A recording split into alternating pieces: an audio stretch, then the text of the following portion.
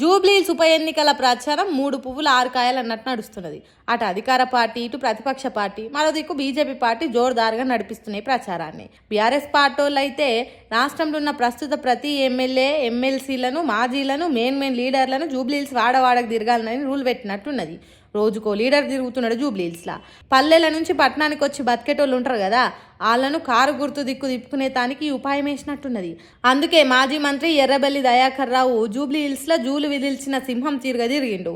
కాంగ్రెస్ పార్టీలో నవీన్ యాదవ్కు దగ్గర బంధువులు, ఇన్ని రోజులు దగ్గర ఎరిగిన వాళ్ళంతా చీలిపోతుంటే బీఆర్ఎస్ పార్టీలో ప్రతిరోజు షేరికలు నడుస్తున్నాయి. కేటీఆర్ ప్రతిరోజు కండువలు అప్పుడే ఎక్కుంటున్నట్టున్నది. ఇలా టీడీపీ పార్టీ నుంచి శ్రీనివాస్ నాయుడు బీఆర్ఎస్ పార్టీలో చేరికాయను. ఆ కార్యం అయిపోయాక కేటీఆర్ మాట్లాడుకుంటా, ఇప్పుడు ఎలక్షన్లు వస్తాయి పోతాయి, వచ్చినప్పుడు ఏం చెప్పాలి ప్రభుత్వంలో ఉన్న వాళ్ళు? ఇగో మీరు మాకు అవకాశం ఇచ్చిర్రు, మీరు మాకు ఓట్లేసి మళ్ళీ గెలిపిస్తే మంచి పనులు చేస్తా అని చెప్పుకోవాలి, ఏమైనా తప్పులు ఉంటే తప్పులు కరెక్షన్ చేసుకుంటా అని చెప్పుకోవాలి. అంతేగాని బెదిరిస్తారా ఎవరన్నా ఓటర్లను? నువ్వు వేయకపోతే ఇది బంద్ పెడతా, అది బంద్ పెడతా. నేను అడుగుతున్నా, ఒక్కసారి ఆలోచన చేయండి. మీరు ఆ పదవే ప్రజలు ఇచ్చిన భిక్ష. ఆ పదవి మంత్రి పదవైనా, ఎమ్మెల్యే పదవైనా, ముఖ్యమంత్రి పదవైనా మీరు పెట్టిన భిక్ష. మీరు కాదనుకుంటే పెద్ద పెద్దోళ్ళే దిగిపోయినారు. ఎన్టీ రామారావుని ఒడగొట్టిరు ఈ దేశంలో, ఇందిరమ్మను ఒడగొట్టిరు. మరి ఈయన ఎంత 3 ఫీట్ల మనిషి. గట్టిగా మీరు అనుకుంటే తీసవతల వారేస్తారు. కానీ ఆయన ఎక్కువ ఊహించుకుంటున్నాడు.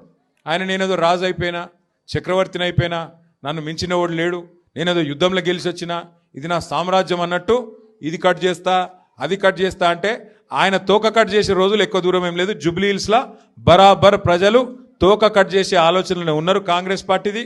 కాంగ్రెస్ పార్టీ గెలవకుంటే మీకు ఈ పథకం బంద్ అవుతుంది, మీకు ఫ్రీ బస్ ఉండదు అని ఓటర్లను బెదిరించుడు పద్ధతేనా అన్నట్టు చెప్తున్నాడు. అట్లా వేస్తే జనం బెదిరించే రోజులు కూడా ఉంటాయి. జూబ్లీహిల్స్లో తప్పక భయపెట్టేటట్టు ఓట్లేస్తారట. ఫుల్ కాన్ఫిడెన్స్గా చెప్తున్నాడు కేటీఆర్.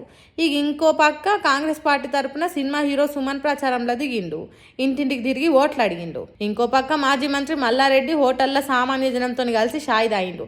అప్పటి పరిపాలన ఇప్పటి పరిపాలన పోల్చుకుంటా కాంగ్రెస్ సర్కార్ పనులను చీల్చుకుంటా కారు గుర్తు కోటేయాలని మోటివేషన్ చేసిండు. మంత్రి పొంగిలేటి కనిపించిన వాళ్ళకల్లా కాంగ్రెస్ పార్టీ కండువ కప్పి షేయి గుర్తు కోటేయాలని అన్నట్టు ప్రచారం చేస్తున్నాడు. ఇగో గిట్ల వాళ్ళు ఒకటి చేస్తే వీళ్ళు రెండు చేస్తే మేము 4 అన్నట్టు ప్రచారం రువ్వడిగా పెంచుకుంటూ పోతున్నాయి జూబ్లీహిల్స్లో పోటీకి దిగిన రాజకీయ పార్టీలు.